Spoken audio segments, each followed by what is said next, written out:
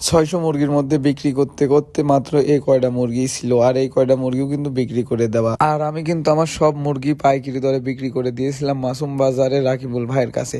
তো এই মুরগিগুলোও তার কাছে বিক্রি করে দিছি। তো মুরগিগুলো একবারে নিয়ে যাওয়ার কথা ছিল বিকেলবেলা, তো ভাই বলল যে আমার জায়গা নেই, তো মুরগিগুলো তুমি রেখে দাও, সকালে নিয়ে যাব। তাই ভাই মুরগিগুলো সকালে নিয়ে গিয়েছিল। সকাল 6টার সময় ভ্যানালা ভাই এসে আমাকে ঘুম থেকে ডেকে তুললো এবং আমি ঘুম থেকে উঠে মুরগিগুলা যেগুলা ছিল মোট 84 পিস ছিল, তো 84 পিস মুরগি আমি সুন্দরভাবে মেপে আমি ভ্যানলা ভাইয়ের কাছে বুঝাই দিয়ে দিলাম। আর একটা বিষয় হচ্ছে, অনেকেই এখনো আমার কাছে মুরগি কিনতে আসতেছে বাসার উপরে, কিন্তু আসলে মুরগি আমার কাছে এখন আর নাই। আমি সব মুরগি বিক্রি করে দিয়েছি এবং আমি খুব ব্যস্ততা থাকার কারণে ভিডিওটা আপলোড করতে পারিনি যে মুরগি সব বিক্রি করে দিয়েছি।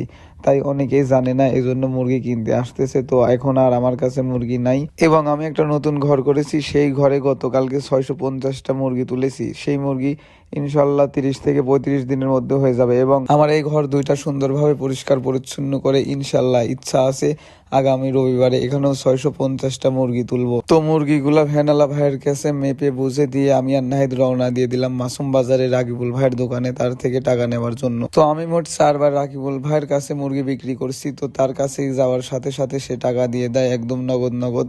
তো এই বিষয়টা আমার কাছে খুবই ভালো লাগছে এবং এরকম নগদ পাটি পাওয়া খুবই কঠিন। আর রাকিবুল ভাইয়ের দোকানে সব ধরনের মুরগি কিন্তু পাওয়া যায়। তো আমরা রাকিবুল ভাইয়ের কাছ থেকে টাকা নিয়ে চলে গেলাম একটু পাবনা শহরে, কারণ খুব ক্ষুধা লাগছে। তো ভাবলাম শ্যামলির সেই বিখ্যাত ঝুরে বুন্দা খাই যাই, কারণ খামারে গিয়ে অনেক কাজ করতে হবে। তাই ভাবলাম নাস্তাটা সেরে যাই, কারণ নাস্তাটা সেরে গেলে আর কোনো প্যারা থাকবে না, খামারে গিয়ে আরামে কাজ করতে পারবো। আজকে খামারে অনেক কাজ করতে হবে, ঘর পরিষ্কার করতে হবে, কারণ টার্গেট রয়েছে রবিবারে আবার মুরগি তোলা। তো নাহিদকে সাথে নিয়ে আমি নাস্তা সেরে ফেললাম। আর এই শ্যামলের বুন্দা ঝুরি কিন্তু খুবই ভালো লাগে। তো কে কে খান নেই অবশ্যই জানাবেন।